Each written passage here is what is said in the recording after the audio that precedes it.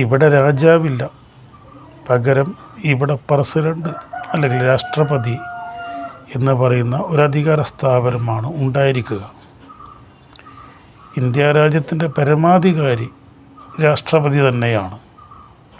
പക്ഷേ രാഷ്ട്രപതിക്ക് അധികാരങ്ങളില്ല, ഒരു റബ്ബർ സ്റ്റാമ്പ് മാത്രമാണ്. ഇവിടെ കാര്യങ്ങൾ കൈകാര്യം ചെയ്യുക ഇന്ത്യൻ പ്രധാനമന്ത്രിയും മറ്റ് മന്ത്രിമാരും പാർലമെൻറ്റിലെ ഭരണപക്ഷ പ്രതിപക്ഷ അംഗങ്ങളും കൂടി ആയിരിക്കും. അപ്രകാരമുള്ള ഒരു സംവിധാനത്തിൽ പ്രധാനമന്ത്രിക്കാണ് അധികാരത്തിൻ്റെ യഥാർത്ഥ സ്ഥാനം ലഭിക്കുന്നത്. രാഷ്ട്രപതി എന്ന് പറയുന്നത് ഒരു റബ്ബർ സ്റ്റാമ്പ് മാത്രമാണ്. അതുതന്നെയാണ് പാകിസ്ഥാൻ്റെയും സ്ഥിതി.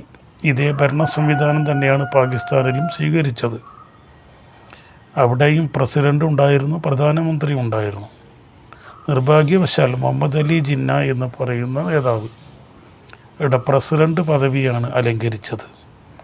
അതിൻ്റെ ഫലമെന്തായിരുന്നു?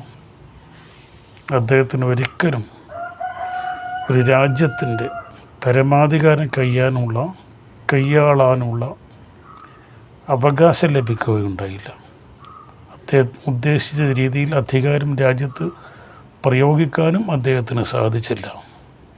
അദ്ദേഹത്തിൻ്റെ ചുറ്റുമുള്ള ഉപജാപങ്ങൾ, പ്രധാനമന്ത്രി, മറ്റു മന്ത്രിമാർ തുടങ്ങിയവരൊക്കെ തന്നെ അദ്ദേഹത്തെ ഒരു പാവയാക്കി ഒരു ഭാഗത്ത് ഒതുക്കി നിർത്തി രാജ്യത്തിൻ്റെ ഭാഗധേയങ്ങൾ തീരുമാനിക്കുകയാണ് ചെയ്തത്.